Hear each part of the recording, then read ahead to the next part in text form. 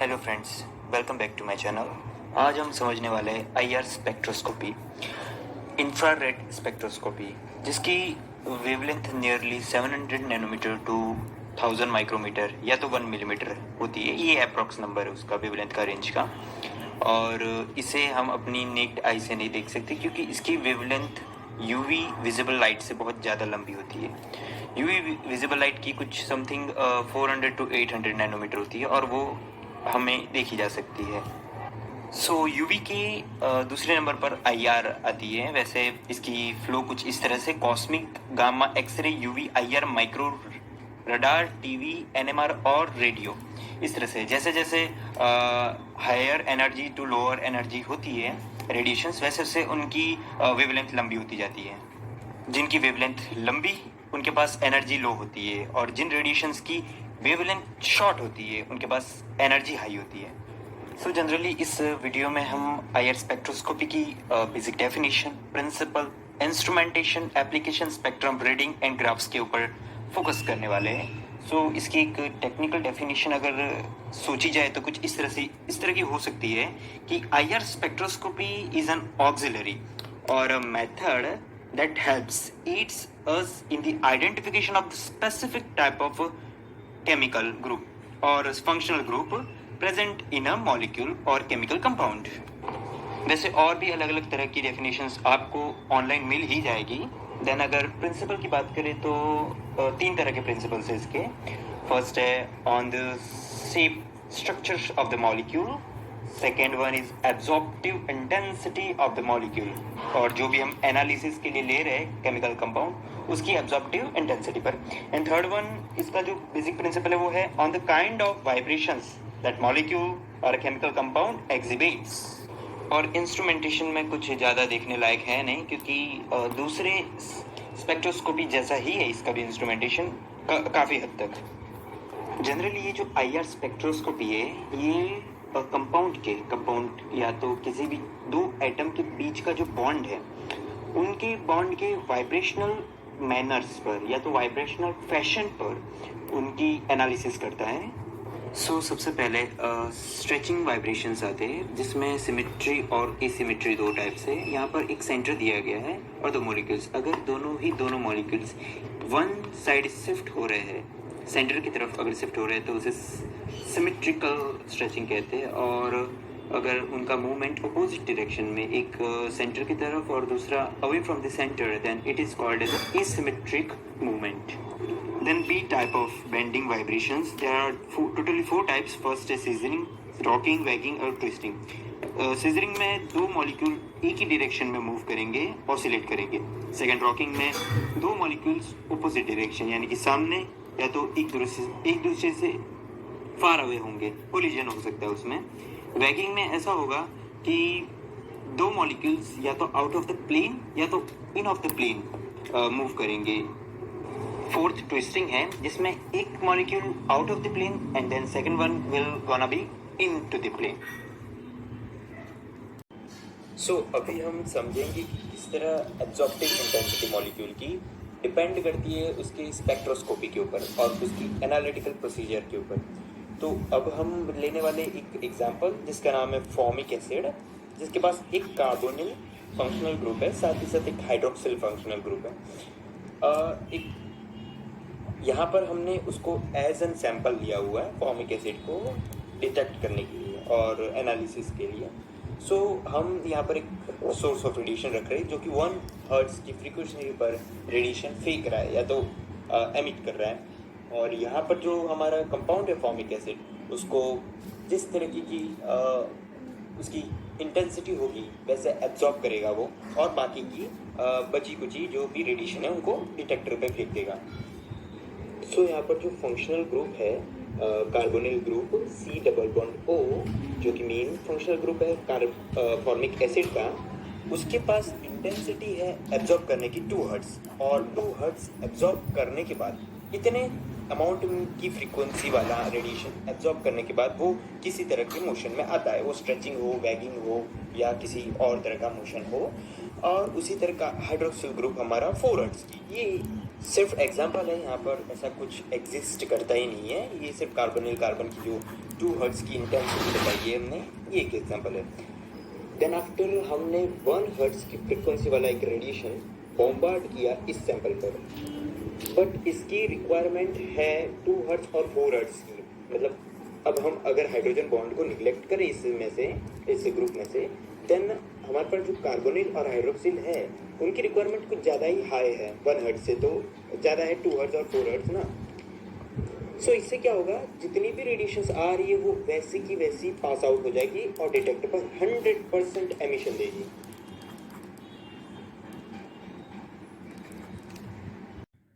So now we are going to understand how readout system shows deflection on the graphs after emission of the radiation from the samples. So यहाँ पर जो हम graph बना रहे हैं, x axis पर 100% emission और y axis पर frequency in hertz, the frequency needed to be get absorbed radiation from the sample, and जैसे कि हमारा सैंपल के पास जो कार्बन है उसकी फ्रीक्वेंसी कुछ 2 हर्ट्ज की है और हाइड्रोक्सिल के पास 4 हर्ट्ज की फ्रीक्वेंसी रेडिएशन चाहिए उन्हें। तो यहाँ पर जो 1 हर्ट्ज का हमारा जो भी रेडिएशन आ रहा है, एमिट हो रहा है, वो सारा का सारा उसके पास थ्रू निकल जाएगा, यानी कि कुछ भी 0% एब्जॉर्ब होने वाला है वो, एंड डिफ्लेक्शन 0% आने वाला है इसमें। यहाँ पर कोई चेंजेस या तो किसी तरह का मूवमेंट ऑब्जर्व नहीं होने वाला है सैंपल थ्रू। सो यहाँ पर ग्राफ पर एक स्ट्रेट लाइन आएगी। देन अगर हम अब रेडिएशन के सोर्स की थोड़ी सी फ्रीक्वेंसी बढ़ाते, समझो हमने कर दी 4 हर्ट्ज, सॉरी 2 हर्ट्ज कर दी हमने। सो अब हम जब रेडिएशन का एक इम्पैक्ट सोर्स डालेंगे तब यहाँ पर एक डिफ्लेक्शन आएगा, यानी कि हमारा जो कार्बोनिल ग्रुप है वो मूवमेंट में आ गया है और उसने अपने इंटेंसिटी के हिसाब से मैक्सिमम रेडिएशन एब्जॉर्ब कर ली गई है।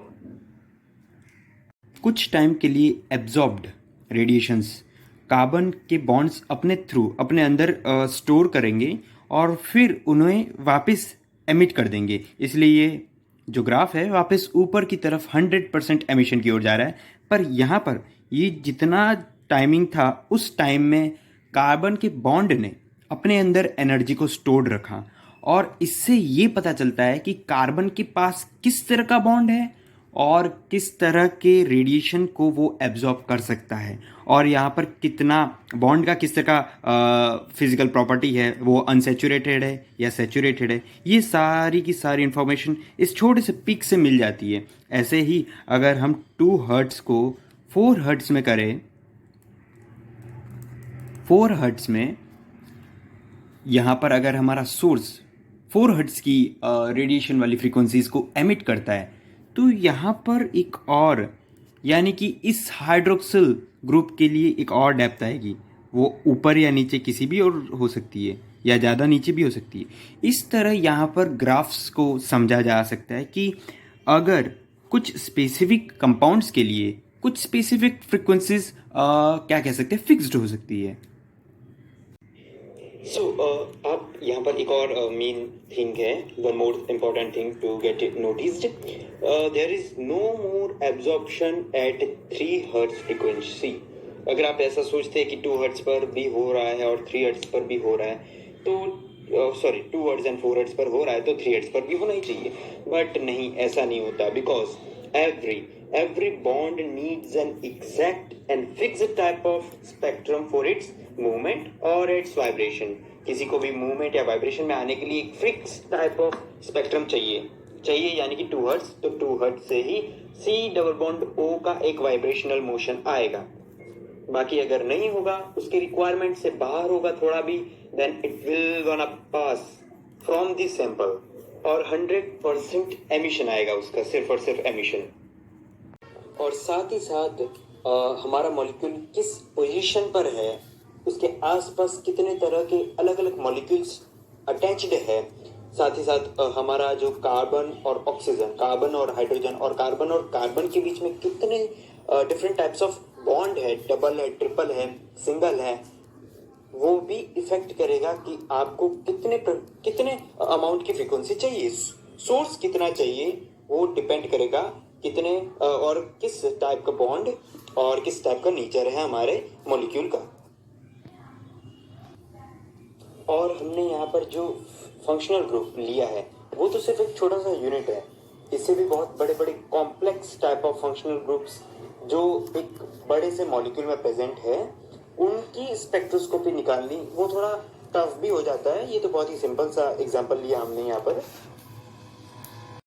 नाउ अब हम बात करेंगे एक नए ग्राफ की, जो कि हमने पिछले जो ग्राफ देखे उसमें वैसे वेव लेंथ या वेव नंबर्स नहीं लिए हमने वहाँ पर फ्रीक्वेंसी ली समझने के लिए, एक आसान भाषा में समझने के लिए। सो यहाँ पर वेव नंबर्स ज़्यादातर आपने स्पेक्ट्रोस्कोपी अगर देखी होगी IR वाली किसी भी कंपाउंड की, तो वहाँ पर ऐसा होता है कि एमिशन और वर्सेस वेव नंबर्स का ग्राफ प्लॉट किया जाता है उनकी स्पेक्ट्रोस्कोपी के हिसाब से, उनकी एब्जॉर्प्शन इंटेंसिटी के हिसाब से। सो यहाँ पर हमने x एक्सिस पर 4000 to 500 centimetre inverse wave number ले रखा है। यहाँ पर बीच में 1800 का एक पार्टीशन किया है हमने। यहाँ पर जो लेफ्ट साइडेड पोर्शन है इसमें सिर्फ और सिर्फ फंक्शनल ग्रुप डिटेक्ट होते हैं, यानी कि मैक्सिमम ऑलमोस्ट सारे के सारे फंक्शनल ग्रुप इस रीजन में डिटेक्ट हो जाते हैं कि कौन सा फंक्शनल ग्रुप है। और यहाँ पर जो राइट साइड में फिंगरप्रिंट रीजन जिसे कहा जाता है, फिंगरप्रिंट एरिया, वहाँ पर एक क्या कह सकते हैं fixed type of functional group, और उसमें किस तरह के बॉन्ड है, अनसेचुरेटेड है, सेचुरेटेड है, पाई है, सिग्मा है, और उनके वाइब्रेशनल मैनर्स कैसे, ये सब की सब एग्जैक्ट वैसे की वैसी हमें इंफॉर्मेशन मिलती है यहाँ से। और जो वेव नंबर्स है वो वेव लेंथ 1/λ वेव लेंथ का इनवर्स होता है, जो सेंटीमीटर इनवर्स में लिया जाता है। इसका मतलब जितनी वेवलेंथ लंबी उतना वेव नंबर छोटा होता है। इसीलिए आपने जनरली नोटिस किया होगा कि वेव नंबर्स हमेशा इसके 4000 से लेकर 500 या तो किसी तरह के बड़े वैल्यू नंबर वाले से लेकर छोटे डिजिट वाले नंबर के बीच में होता है। बड़े से स्टार्ट होता है और छोटे पर रुकता है। सो ये एक तरह का वेव नंबर शो करता है जो कि वेवलेंथ का इनवर्स है। अच्छा, तो हमने यहाँ तक अभी समझा ग्राफ्स के बारे में और उनके स्पेक्ट्रम और बैंड्स के बारे में। 4000 से 1800 और 800 से 500 फिंगरप्रिंट रीजन क्यों कहा जाता है, क्योंकि वो यूनिक और एकदम सटीक इंफॉर्मेशन देता है इसीलिए। और यहाँ तक मैक्सिमम सारे बेसिक्स तो कवर अप हो ही चुके हैं। सो बचा है इंस्ट्रूमेंटेशन एप्लीकेशन, उसके लिए अलग से मैं वीडियो बनाने वाला हूँ, तो पार्ट 2 में कवर अप हो जाएगा मैक्सिमम सारी चीज़ें। इंस्ट्रूमेंटेशन के अलग अलग टाइप्स है। इसमें इस IR में कॉलीमेटिंग सिस्टम इंस्टॉल नहीं किया जाता, डायरेक्ट मोनोक्रोमेटिंग सिस्टम ही होता है। और नेक्स्ट फेज पर आते हैं इनके डिटेक्टर्स, अलग अलग तरह के डिटेक्टर्स आते हैं। तो आज के लिए इतना ही, मिलते हैं नेक्स्ट पार्ट में, तब तक के लिए जय श्री राम।